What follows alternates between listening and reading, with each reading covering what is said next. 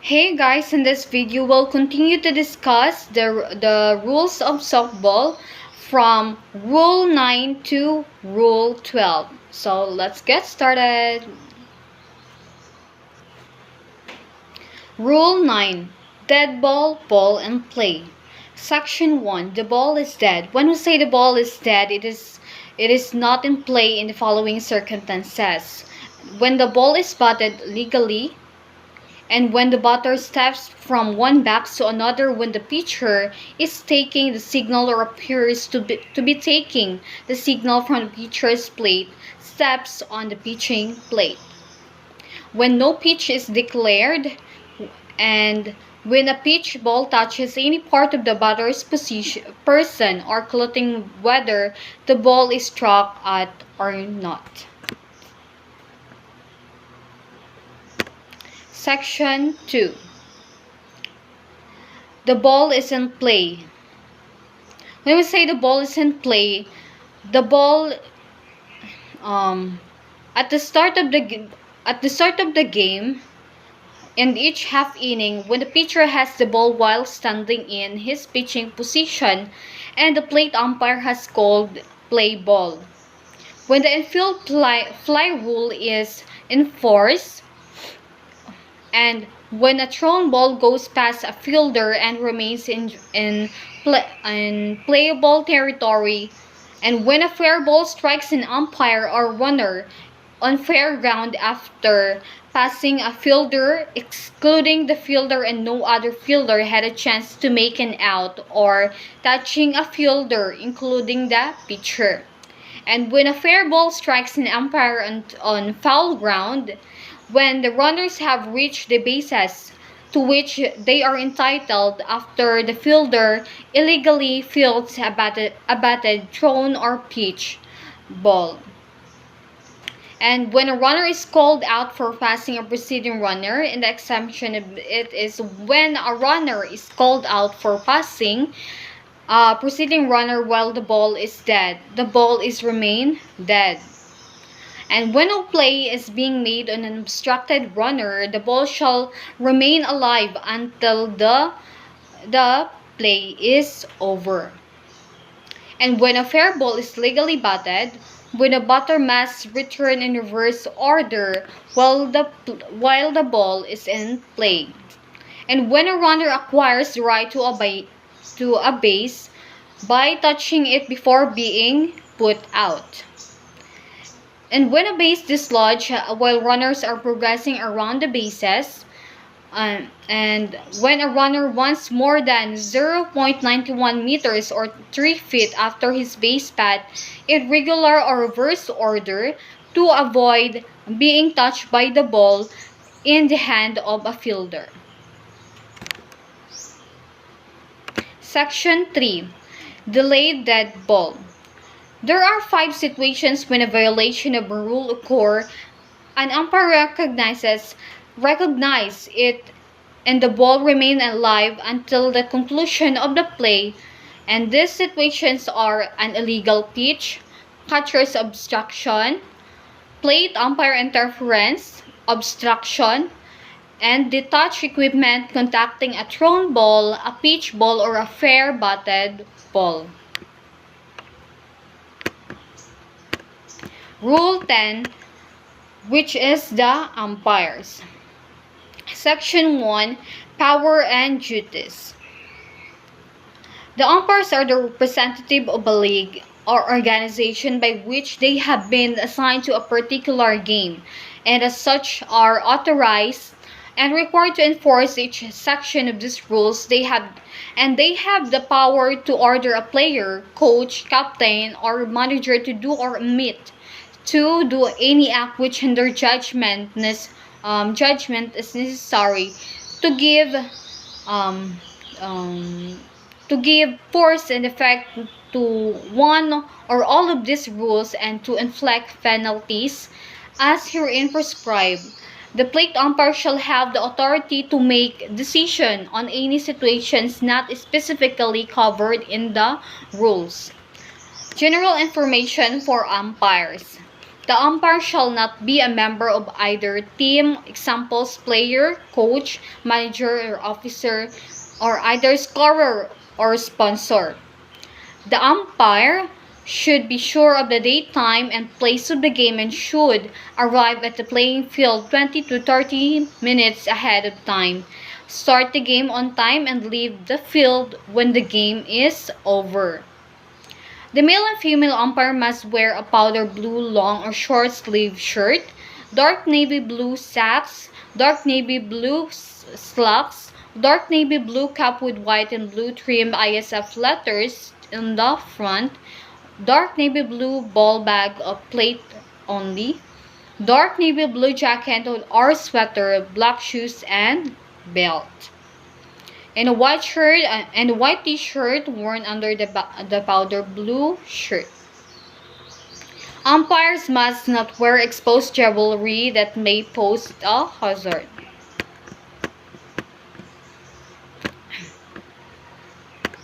Section 2. The plate umpire.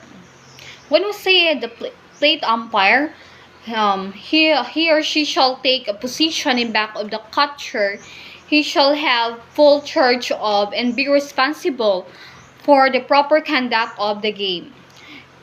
He shall call all balls and strikes, shall by agreement and cooperation with the base umpire call plays, hit balls, fair or foul, legal or illegal cut balls, on plays that would necessitate the base umpire leaving the infield. The plate umpire shall assume the duties normally required of the base umpire, and he shall determine and declare whether the batter bunts or chops a ball, and the batted ball touches the person or clothing of the batter. And he shall render base decisions when required to do so, shall determine when a game is forfeited, and shall assume all duties when assigned as a single umpire to a game. Section 3. The base umpire. He shall take such positions in the playing field as required in accordance with the relevant umpire systems, and he shall assist the plate umpire in every way to enforce the role of the game. And Section 4. The responsibilities of a single umpire. If only the umpire is assigned, his duties and jurisdiction shall extend to all points. The umpire's starting position for each pitch shall from the behind from plate on each batted ball or play that develops. The umpire shall move out from behind the plate into the infield to obtain the best position for any play that develops. Section 5. Change of umpires. Umpires cannot be changed during a game by the consent of the opposing teams unless an umpire is incapacitated by injury or illness. Section 6. Umpire's judgment. There shall be no appeal from any decision of any umpire on the grounds that he was not correct in his conclusion as to whether a batted ball was fair or foul, a runner safe or out, a pitch ball, a strike or ball, or on any play involving accuracy of judgment. No decision rendered by any umpire shall be reversed except that he convinced is in violation of one of these rules. In case the manager, captain, or either team does seek a reversal by decision based solely on a point of the rules, the umpire whose decision is in question shall, if in doubt, confer with his associate before taking any action, but under no circumstances shall any player or person other than the manager or the captain of either team have any legal right to protest or any decision and seek its reversal on a claim that it is in conflict with these rules. And under no circumstances shall any umpire seek to reverse a decision made by his associates, nor shall any umpire criticize or interfere with the duties of his associates unless asked to do so by him.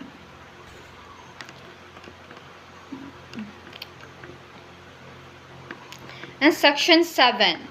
Signals. To indicate that play shall begin or be resumed, the umpire shall call play ball and at the same time motion the pitcher to deliver the ball. A strike shall be indicated by raising the right hand upward, indicating a number of strikes by the fingers, and at the same time calling strike in a clear and decisive voice. To indicate a ball, no arm signal is used. To indicate the total count of balls and strikes, the balls are called first.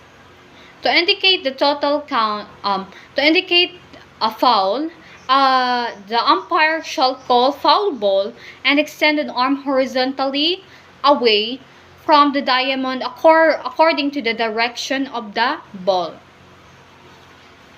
To indicate a fair ball, the umpire shall extend an arm toward the center of the diamond using a pumping motion. To indicate a batter or runner out, the umpire shall raise a right hand upward above the right shoulder with a fist closed. And to indicate that a player is safe, the umpire shall extend both arms horizontally to the side of the body with palms towards the ground.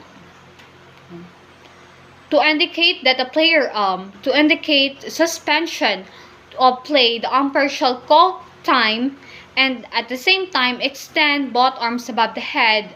The other umpire shall immediately acknowledge the suspension of play with similar action. To indicate a delayed dead ball, the umpire shall extend the left arm horizontally with fist closed. To indicate a trap ball, the umpire shall extend both arms horizontally to the side of the body with palms towards the ground. To indicate a ground rule double, the umpire shall extend the right hand above the head and at the same time indicate with two fingers the number of bases awarded. And to indicate a home run, the umpire shall extend the right hand with closed fist closed above the head and circle the arm in clockwise movement. And to indicate an infield fly, the umpire shall call infield fly if where the batter is out. The umpire shall extend one arm above the head. To indicate not to pitch, the umpire should raise one hand with the palm facing the pitcher. No pitch shall be declared if the pitcher pitches while the umpire has his hand in set position. Next, Section 8. Suspension of play. An umpire may suspend play when in his judgment has started the wind up in case the waist up and the umpire shall not call time while any play is in progress. In case of injury, except the umpire's judgment with a serious injury which may put the player in danger, time shall not be called until all plays in progress have been completed or runners have been held at their base.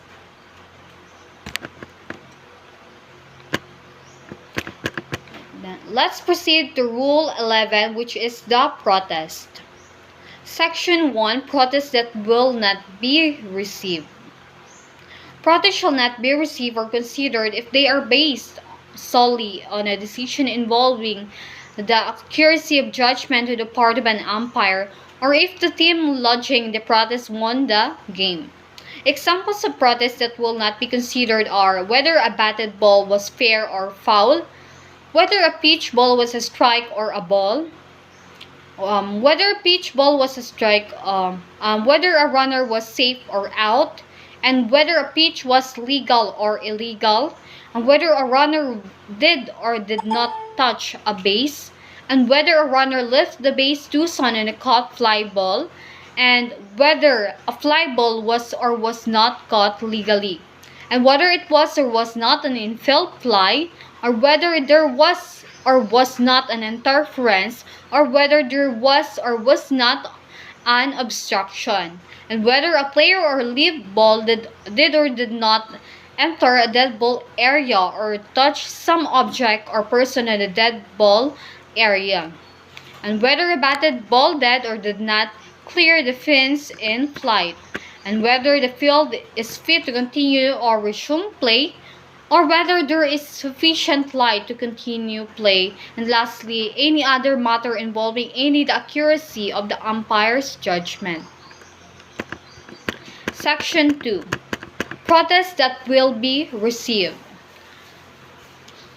When we say protest that will be received, the protest that it is considered include matters of the following types, like in misinterpretation of a playing rule, or failure of an umpire to apply the correct rule to given situation, and failure to impose the correct penalty for a given violation. And note, protest for the above must be made before the next pitch or before all infielders have left fair territory, or if on the last play of the game, before the umpires leave the playing field, after one pitch has been thrown, or legal or illegal, no change can be made on any umpire's ruling. And the eligibility of a team roster member, and note, protests for the above are to be submitted to the appropriate authority, not the umpires, and may be made at any time subject to the provisions of Rule 11, Section 5. Section 3. Protests involving judgment and interpretation of rule. Protests may involve both a manner judgment and the interpretation of a rule. An example of a situation of this type is with one out in the runners on the second, third bases. The batter flied out. The runner on the third tagged up after the catch, and player on the second did not. The runner on third crossed the plate before the ball was played at the second base for third out. The umpire did not allow the plate before the ball was played at the second base for the third out. The umpire did not allow the run to score. The questions as to whether the runners left their bases before the catch and whether the play at the second was made before the player on third crossed the plate are solely matters of judgment and not protestable. The failure of the umpire to allow the run to score was a misinterpretation of a playing rule and was a proper subject of a subject for a protest rather. Section 4. Notification of intent to lodge protest. The notification of intent to protest must be made immediately before the next speech and player ineligibility. The manager or acting manager of the protesting team shall immediately notify the plate umpire that the game is being continued under protest. The plate umpire shall in turn notify the opposing manager and official scorekeeper. All interested parties shall take notice of the conditions surrounding the making of the decision that will aid and correct determination of the issue. And note, on appeal place, the appeal must be made before the next pitch, legal or illegal, or before the defensive team has left the field. And for the purpose of this rule, the defensive team has left the field when the pitcher and all players left fair territory on the way to the bench or dugout area. Next, Section 5. Time to lodge an official protest. The official written protest must be filled within a reasonable time. In the absence of a league or tournament rule fixing the time limit for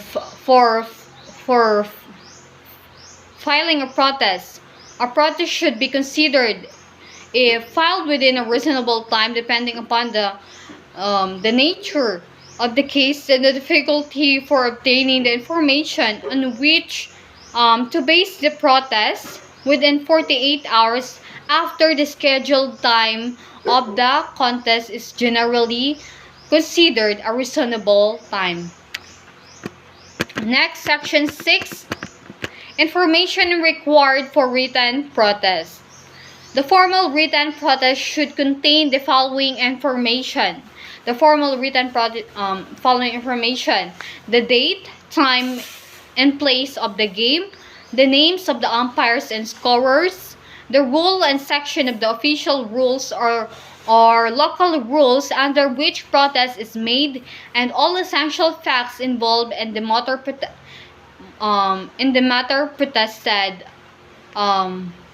Protested, and all essential factors and all essential facts involved in the matter protested.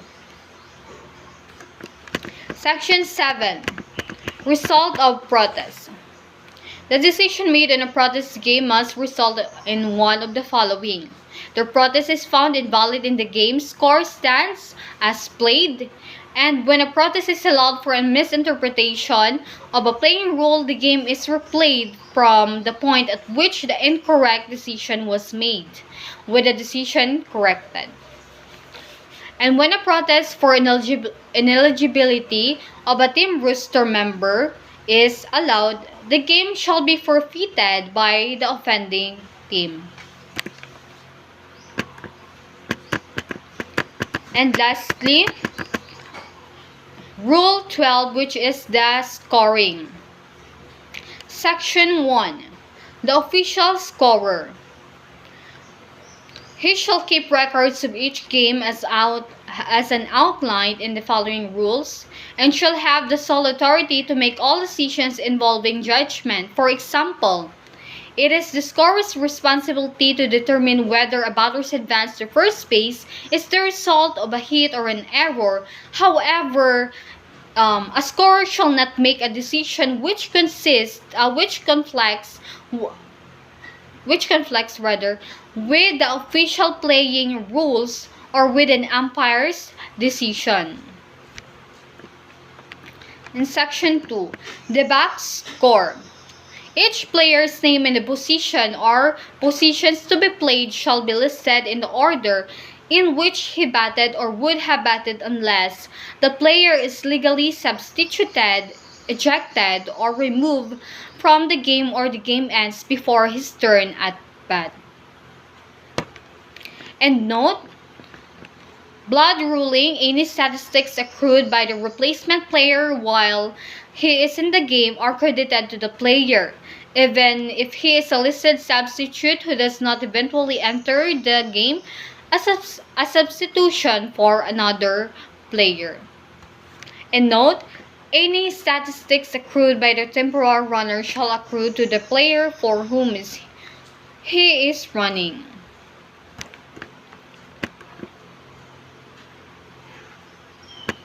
Section 3.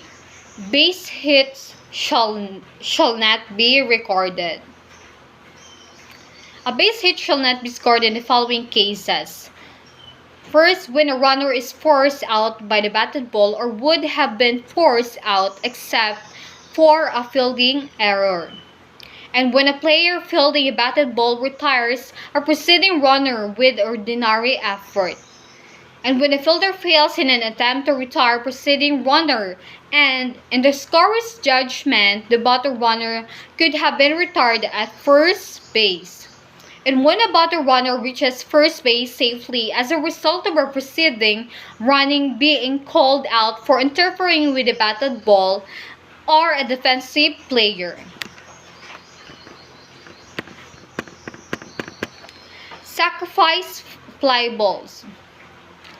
A sacrifice fly is scored when, with less than 2 outs, the batter scores the runner with a fly ball which is caught, or the ball or the line drive handled by an outfielder or an infielder running in the outfield is dropped and the runner scores, and in the scorer's judgment, the runner could have scored after the catch had the fly ball been caught. Section 5. Runs batted in.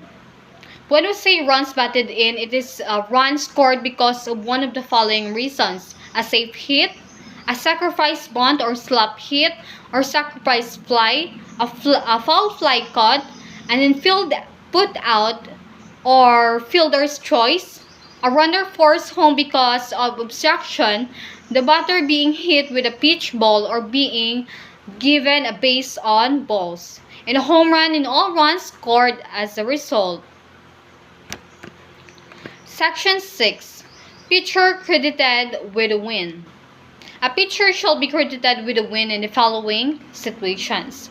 First, when he is the starting pitcher and has pitched at least 4 innings and his team was not only in the field when he is replaced and but remains in the lead for the remainder of the game. And when a game is ended after 5 innings of a play and the starting pitcher has pitched at least 3 innings and his team scores more runs than other team when the game is terminated. Section 7. Pitcher charged with the loss. A pitcher shall be charged with the loss regardless of the number of innings he has pitched. If he is replaced when his team is behind and the score and his team thereafter fails to tie the score or gain the field. Section 8. The game summary.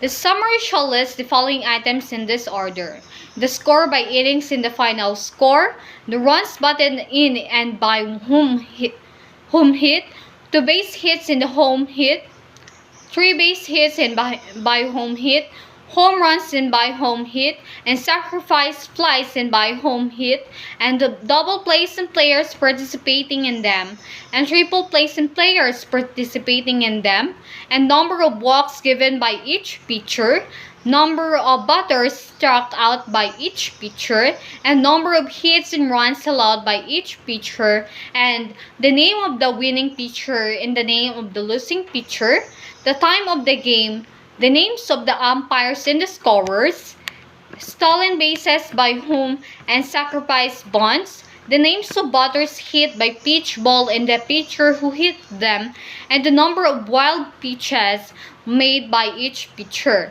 the number of pass balls made by each catcher. Section 9.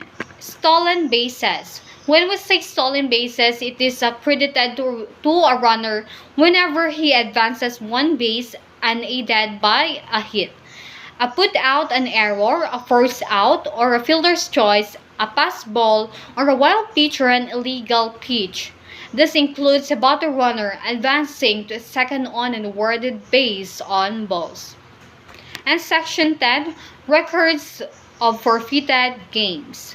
All records of a forfeited game shall be included in the official records except that of a pitcher's won-loss record.